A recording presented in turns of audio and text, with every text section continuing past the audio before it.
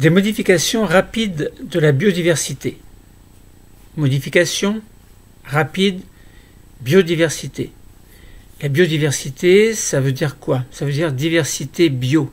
Bio, c'est la biologie, sous-entendu les êtres vivants. Donc la biodiversité, c'est la diversité, en fait, des êtres vivants. Et en général, lorsque l'on remonte le passé, on parle d'évolution des êtres vivants. À partir de Lucas, par exemple, donc il y a eu toute une évolution qui est buissonnante, en fait, et qui fait que nous avons aujourd'hui les espèces qui vivent aujourd'hui. Mais ces espèces sont le résultat d'une évolution. Évolution, bon, nous n'allons pas développer tout ce qui concerne les mutations, etc. Mais à partir du matériel génétique, en fait, on a un programme qui fait que telle espèce ou tel être vivant va pouvoir se former à partir d'une cellule œuf. Donc grâce au programme génétique de la cellule œuf, en fait, nous sommes ce que nous sommes. Alors, en général, les changements se font à plus ou moins grande échelle, en tout cas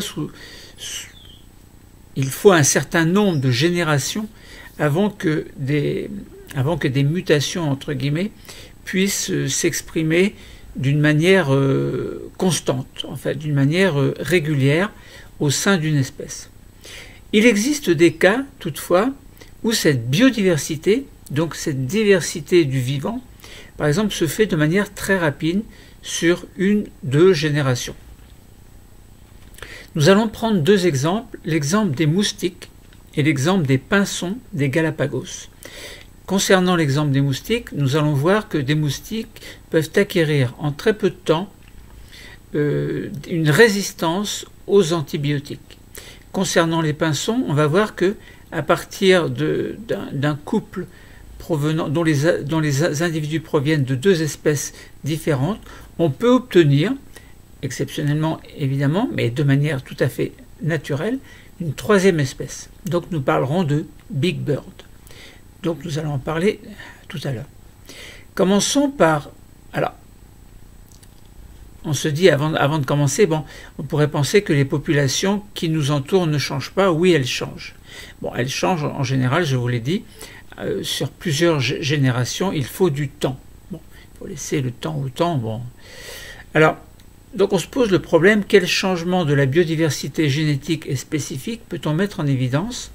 C'est-à-dire que lorsque l'on parle de biodiversité génétique, on a des gènes qui sont divers et qui créent des phénotypes divers, c'est-à-dire une diversité d'êtres vivants, en fait. Et spécifique, ça veut dire au sein d'une espèce. Ça veut dire qu'on peut avoir une diversité des individus les uns par rapport aux autres, bon, qui est due au matériel génétique qui a été brassé au cours de différents mécanismes, hein, nous n'en parlons pas aujourd'hui, mais donc on peut obtenir au sein d'une espèce une diversité autre que la diversité que l'on observe habituellement et qui correspond par exemple à des caractères différents. Bon. Donc là on parlera de résistance aux antibiotiques qui est un cas un petit peu spécial et d'apparition d'une nouvelle espèce sur 2 générations. Commençons par essayer de comprendre en quoi une population de moustiques peut devenir résistante à un insecticide. Alors j'espère que je n'ai pas parlé d'antibiotiques tout à l'heure, sinon je me serais trompé. Alors, dans une certaine ville, hein, dans l'Hérault, Grande Motte,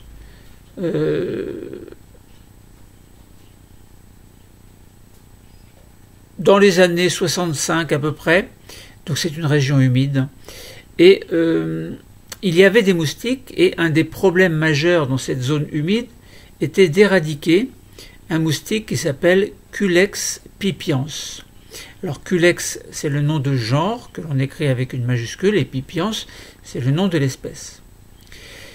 Alors on a utilisé des insecticides organophosphorés, OP, on dit OP, organophosphorés, donc qui ont été pulvérisés à grande échelle dans la région pour tuer, alors non pas le moustique, enfin oui, le moustique, on l'a tué, l'adulte, mais ce que l'on voulait en fait, c'est tuer surtout les larves. les larves qui vivent dans l'eau, dans les eaux stagnantes, où c'est comme la zone est très humide, eh bien donc les moustiques étaient à l'aise pour se développer. Et ce que l'on voulait en priorité, c'était éliminer les larves, pour éviter que ces larves se transforment en adultes qui vont aller dans l'air pour aller piquer différentes personnes.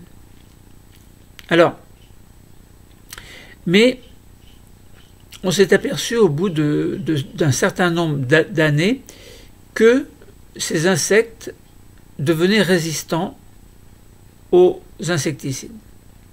Donc le problème évidemment était posé. Alors, des chercheurs ont fait en sorte que, donc ils ont fait une étude et ils ont calculé le pourcentage de moustiques, de larves, en tout cas qui mouraient en fonction de la dose. Et ils se sont aperçus que, en fait, donc il y avait deux populations de moustiques, donc qui font partie de la même espèce, mais deux populations qui ne vivaient pas forcément au même endroit. Et dans ces deux populations, ils ont mis en évidence une population qui était sensible à une faible dose d'insecticides et une population qui était devenue résistante à cette dose faible et qui, pour mourir, devait subir l'action d'une dose beaucoup plus importante. Alors, on peut présenter les résultats sous forme d'un graphe, mortalité des larves en pourcentage, en fonction de la concentration de l'insecticide en milligrammes par litre.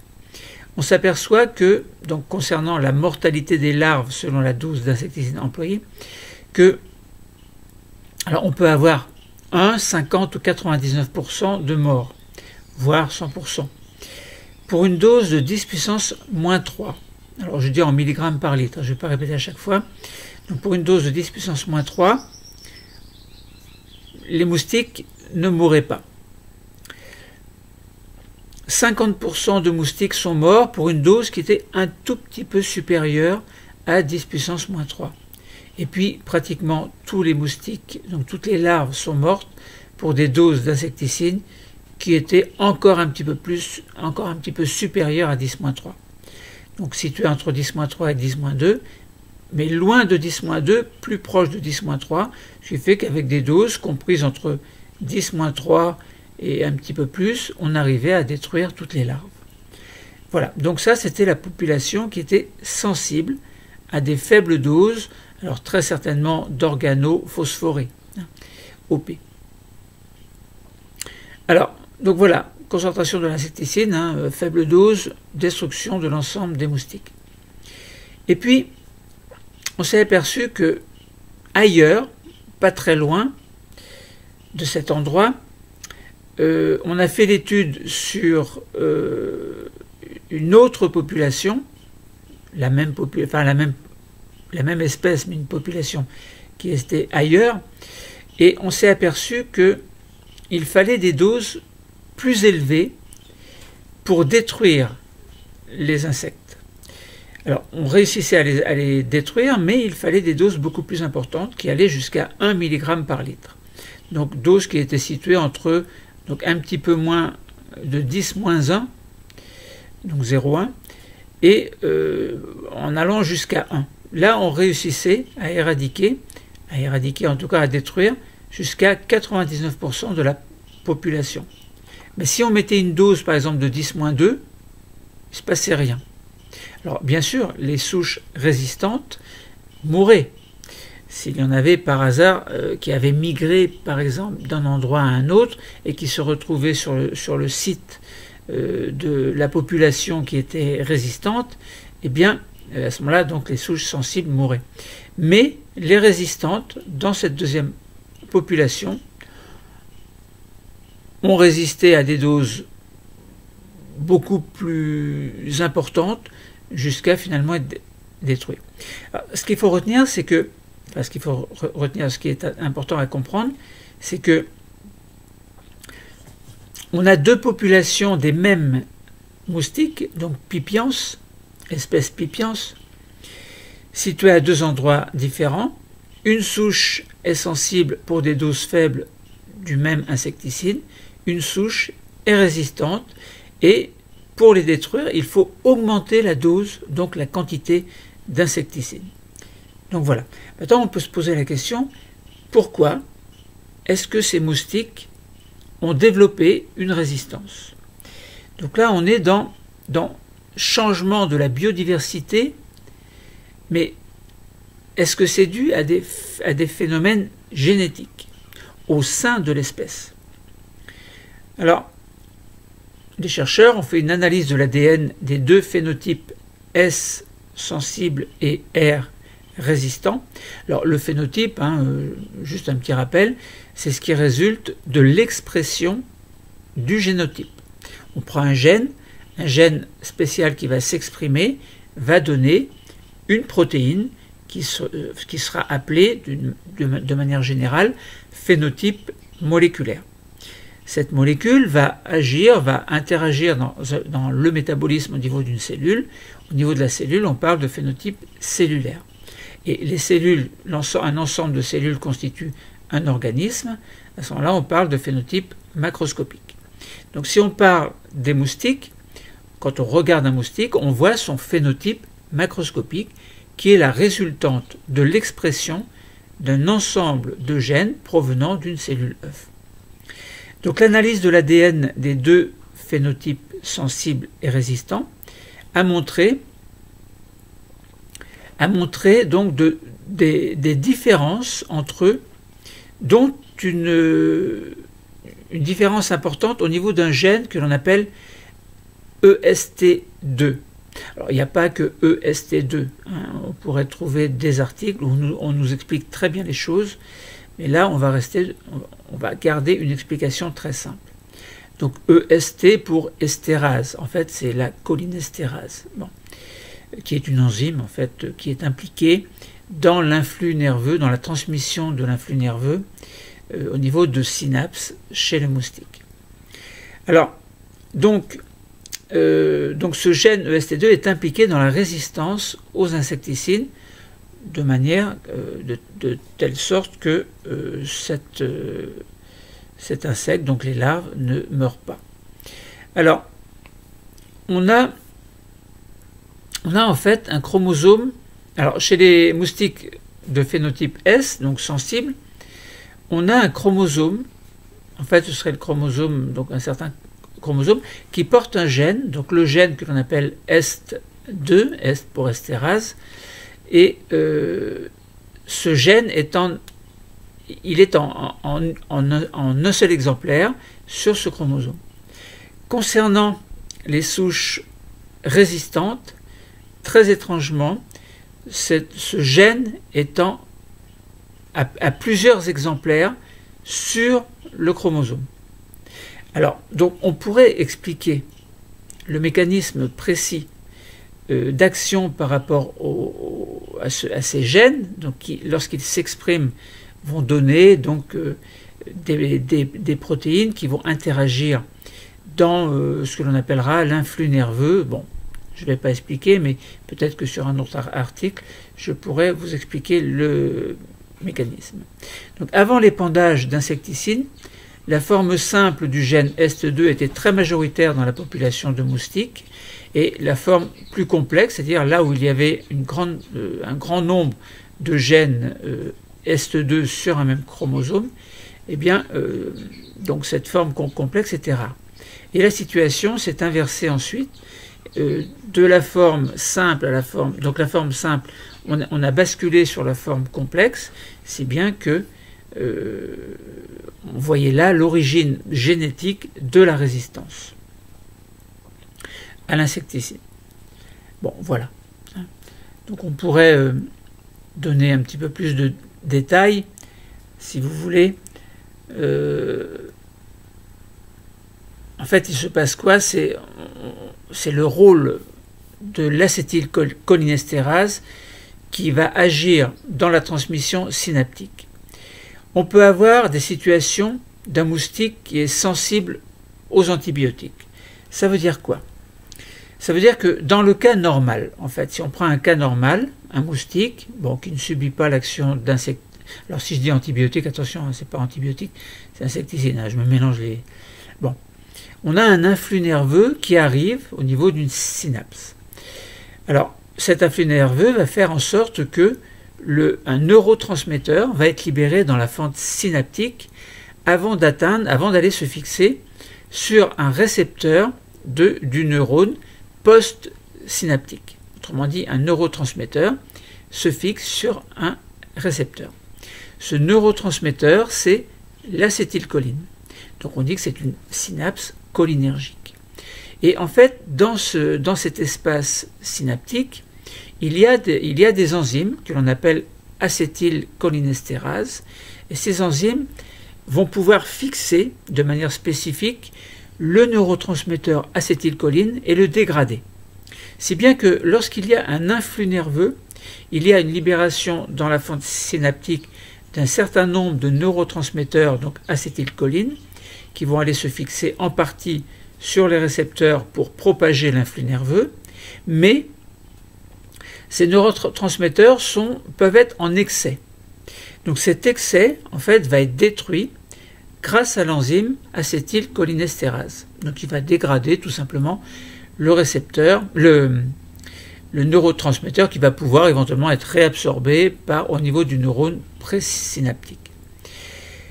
Maintenant, lorsque l'on injecte un insecticide, eh bien, l'influx nerveux arrive.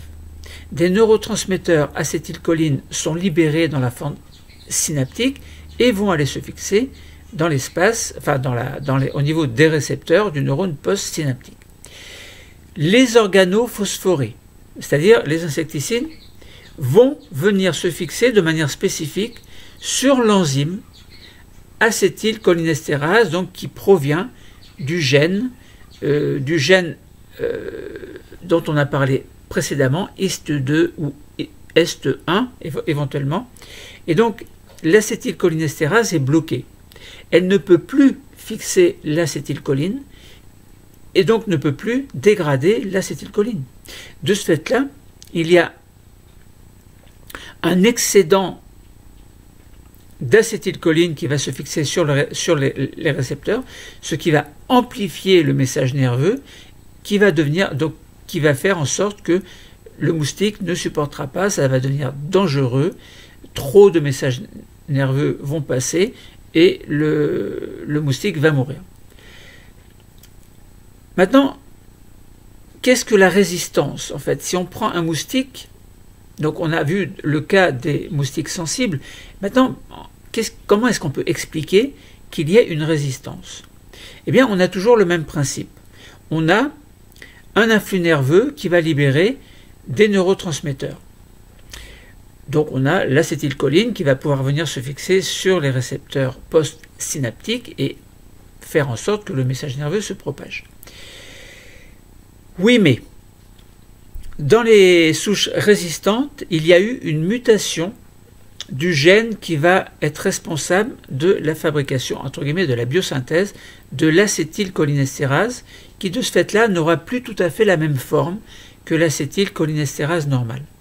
Ainsi, les organophosphorés, donc insecticides, ne peuvent plus se fixer sur l'acétylcholinestérase pour bloquer en fait la dégradation du neurotransmetteur acétylcholine. Donc les organophosphorés ne peuvent plus se fixer. Et par contre, les neurotransmetteurs peuvent encore se fixer sur l'acétylcholinestérase très légèrement modifiée due à la mutation du gène HIST1 ou HIST2. Voilà. Et dans ce cas, eh bien, la majorité des molécules de neurotransmetteurs peuvent être dégradées, mais alors ça ne fonctionne pas aussi bien qu'un insecte normal, mais n'empêche que ça induit quand même une résistance. Voilà comment on peut expliquer globalement la résistance. Alors pour simplifier évidemment, bon, il existe un autre mécanisme qui ne fait pas intervenir, d'autres mécanismes qui font intervenir la qualité, alors, et non pas la quantité. Quand on regarde, par exemple sur le chromosome, il y a un seul exemplaire de HIST2, estérase 2, enfin du gène, eh bien il va induire la biosynthèse, donc l'expression va faire en sorte qu'il va y avoir donc un certain nombre d'acétylcholinesterase, mais s'il y a une amplification du nombre de gènes, on aura beaucoup plus d'acétylcholinesterase. Voilà, bon, après je vous laisse essayer de deviner les conséquences. Donc voilà pour les insectes. Maintenant, essayons d'étudier le cas du fameux Big Bird. Comment est-ce qu'il est apparu? En quoi est-ce que l'apparition de Big Bird montre qu'il y a une diversification qui peut se faire à très courte échelle, diversification du vivant. Big Bird, ou donc c'est la naissance d'un nouveau pinson. En fait, globalement, et pour faire simple, en fait, il y avait donc dans les Galapagos, en fait, une île, un endroit que l'on appelle Daphné Major. Il y a des pinsons. Les pinsons sont des oiseaux. Eh bien, il y a donc différentes espèces. Et il y a une espèce sur Daphné Major, qui est l'île, avec Géospise à bec moyen, espèce qui était avant 1981. Et est arrivé sur cette île-là un mâle Géospise à bec conique en 1981. Donc il y avait là, sur l'île Daphné Major, deux pinsons d'espèces différentes, qui ne pouvaient pas en théorie se reproduire. Pourquoi? Parce qu'on définit une espèce par le fait que si deux individus peuvent se reproduire, ils font partie de la même espèce. Bec moyen, bec conique, pas la même espèce, donc en théorie ne peuvent pas se reproduire. Alors, Géospise à bec conique provenait d'une île qui était située à 100 km. Il ne pouvait pas repartir, donc il est resté sur l'île Daphné Major. Alors, et ces deux pinsons, en fait, bec moyen et bec conique, se sont accouplés. Ce qui était très bizarre. Ils ont donné naissance à un autre pinson. Voilà, c'était la naissance du premier Big Bird. Et ce pinson ensuite donc a pu se reproduire avec d'autres pinsons de la même espèce, enfin qui faisaient partie désormais de la même espèce Big Bird. Donc voilà, donc c'est très étrange, hein. Il y a eu la naissance d'un nouvel individu. Donc dans l'archipel des Galapagos, qui est un ensemble d'îles, voilà, il y a une biodiversité exceptionnelle, dont 18 espèces d'oiseaux qui sont connues sous le nom de pinsons de Darwin. Pourquoi? Parce que Darwin a étudié les pinsons sur cette île. Donc Daphné Major, voilà, 3 espèces de pinsons dont les Géospises à bec moyen, etc., etc. Donc 3 espèces, à partir de 2 espèces, une 3e espèce est apparue. Donc ça voulait dire qu'à courte échelle, on a pu montrer que on a pu mettre en évidence donc des changements rapides de la biodiversité génétique et spécifique, c'est-à-dire au niveau de l'espèce. Donc voilà. Alors, les chercheurs, juste une petite parenthèse, ils ont suivi sur 6 générations la descendance de Big Bird en effectuant des prélèvements d'ADN. Donc ces prélèvements ont confirmé l'origine des Big Bird, c'est-à-dire provenant des 2 pinsons à bec moyen et à bec conique. Il suffit d'étudier donc les séquences de l'ADN au niveau des gènes, etc. Bon, c'est très facile. Par ailleurs, les portées se sont reproduites exclusivement entre elles. Donc ça avait un petit peu de consanguinité. Bon, donc les champs des Big Bird étaient inhabituels sur l'île et n'attiraient pas les femelles des autres espèces. Ce qui fait que Big Bird ne s'est accouplé qu'avec des Big Bird. Alors d'où venaient les Big Bird? Eh bien, ils venaient de l'espèce de Daphné, enfin du bec moyen et bec conique. Voilà, après, qu'est-ce qui s'est passé exactement? Bon, une histoire entre frères et sœurs, c'est très bizarre. Voilà, donc la portée différait aussi des 3 autres espèces locales par la forme du bec et par la forme et la taille du bec. Donc voilà, on a mis en évidence les changements rapides de la biodiversité génétique à partir des insectes concernant la résistance aux insecticides et concernant les pinsons. Donc il y a une 3e espèce est apparue à partir de 2 espèces qui se sont accouplés. C'est une situation tout à fait exceptionnelle. Donc modification rapide de la biodiversité, oui, c'est possible, non plus à très grande échelle, donc sur des millions d'années, voire plus, milliards. Voilà, l'évolution, elle est ce qu'elle est. Changement de la biodiversité génétique et spécifique, on a mis en évidence. Le cours est terminé. Merci.